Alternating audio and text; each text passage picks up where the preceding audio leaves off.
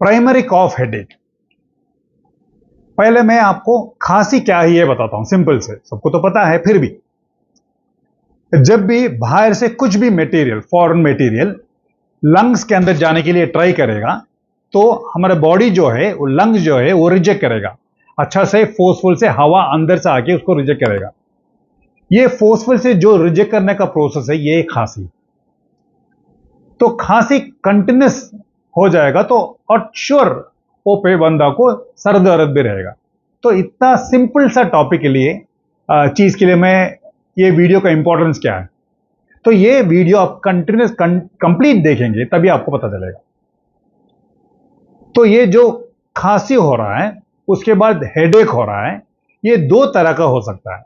एक जो प्राइमरी बोलते हैं उसको, दूसरा जो सेकेंडरी है। प्राइमरी मतलब वो बंदा को कुछ प्रॉब्लम नहीं है, सडन से खांसी हो रहा है, वो कंटिन्यूस हो रहा है, हेडेक भी है, थोड़ा टाइम के बाद ठीक हो जाता है। अब दूसरा वाला सेकेंडरी कॉफ हेडेक, ये देखेंगे। तो जो भी हेडेक, जब भी हेडेक होता है, जब भी खांसी होता है, तो जब खांसी कंटिन्यूस होता है तो सर के अंदर प्रेशर बढ़ने का चांसेस है। प्रेशर बढ़ के उसमें से हेडेक आने का रीजन बनता है।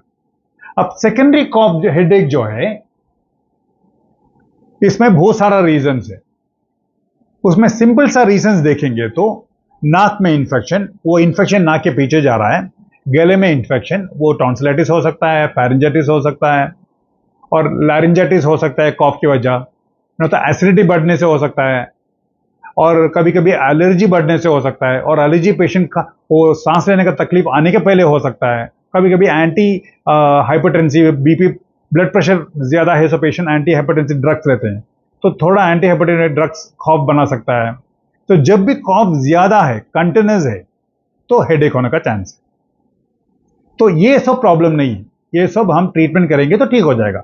5 दिन समझो, 7 दिन, 10 दिन।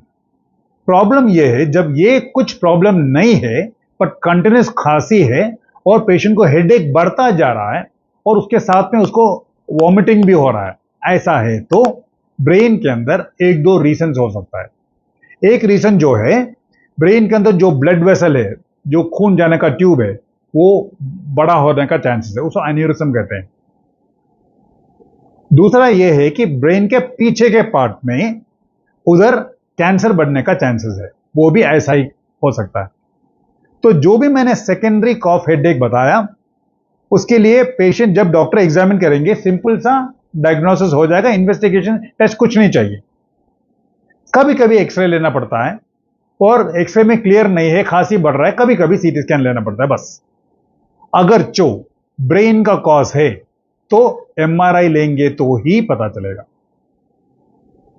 तो पहले मैं आपका ट्रीटमेंट सेकेंडरी कॉफ हेडेक का सिंपल जो भी है उसका ट्रीटमेंट बताऊंगा। एंटीबायोटिक के साथ आपको कॉफ सिरप लेना पड़ेगा। कॉफ सिरप दो तरह का होता है, एक कॉफ एक्सपेक्ट्रेंट, दूसरा कॉफ सप्रेसेंट।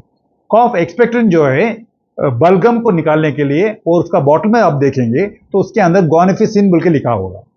कॉफ सप्रेसेंट जो है, उसमें पेशेंट को खांसी नहीं रहेगा, ड्राई कॉफ रहेगा, तो उसका कंटेंट देखें तो डेक्स्ट्रोमेथासोन बोल के लिखा होगा। यह है इसका दोनों का डिफरेंट। तो कॉफ सिरप के साथ साथ में आप थोड़ा स्कीम इनलेशन भी लेंगे तो अच्छा है। और आपको गले में दर्द है और टॉन्सिल है, फेरिंजाइटिस है, ऐसा कुछ है तो गार्गल करना भी पड़ेगा।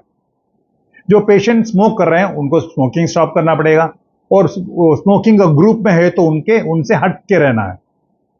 और एलर्जी कॉफ भी हो सकता है, तो देख संभाल, एलर्जी जो भी उनको पता है एलर्जी कॉज, उसका मेंटेन करना है। और इसके साथ साथ में खांसी के टाइम में, खांसी जब भी आपको लग रहा है कि खांसी बढ़ रहा है, आप थोड़ा गर्म पानी थोड़ा पी लेंगे तो बेहतर है।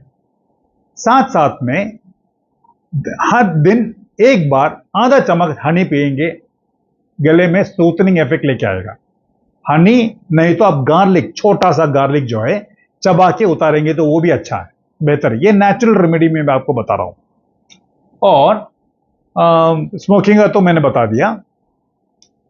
और इसके साथ में खांसी ज्यादा होने के टाइम में आप एयर कंडीशन रूम अवॉइड करना है, फैन के नीचे, सीधा नीचे सोना अवॉइड करना है। जब भी सोएंगे पिल्लो रख के सोएंगे, तकिया रख के सोएंगे तो बेहतर है। और पानी ज्यादा पीना चाहिए, ऑयली फूड्स अवॉइड करना चाहिए। ये सब इसके साथ देखेंगे तो आपका रिकवरी रेट ज्यादा जल्दी रिकवर कर सकते हैं। और जो एलर्जी पेशेंट है उनको एस्पिरिन कंटेनिंग फ्रूट्स अवॉइड करेंगे तो बेहतर है। तो एस्पिरिन कंटेनिंग फ्रूट्स जो भी है आप गूगल में देखेंगे तो पता चल जाएगा, तो वो अवॉइड करेंगे तो बेहतर है। अभी इसके साथ साथ में आप N-acetylcysteine बोल के टैबलेट मिलेगा, दिन में एक बार नहीं तो 2 बार लेंगे तो बेहतर है। ये सब सिंपल सेकेंडरी कॉफ हेडेक का सिंपल जहां भी इंफेक्शन है उसको ट्रीट करने के लिए। अगर कुछ भी रीजन नहीं है, इंफेक्शन कहीं भी नहीं है, कॉफ बढ़ता जा रहा है और हेडेक बढ़ता जा रहा है, वॉमिटिंग बढ़ता जा रहा है, ऐसा है तो आपको इसको नेग्लेक्ट नहीं करना, क्योंकि ब्रेन में कुछ प्रॉब्लम हो सकता है। तो आपको न्यूरोसर्जन को देके एमआरआई स्कैन लेके उसका डायग्नोसिस करके उसका जितना जल्दी आपका ट्रीटमेंट करेंगे उतना उतना बेहतर है। आप लेट हो जाएंगे, शायद ट्रीटमेंट हो नहीं पाएगा। तो ये वीडियो डालने का मकसद ये है कि सेकेंडरी कॉफ हेडेक में प्रॉब्लमेटिक कॉजेज भी हो सकता है, इसका परसेंटेज बहुत कम है। सबसे ज्यादा कॉमन कॉज ही रहता है, 90-95% कॉमन कॉज ही रहता है।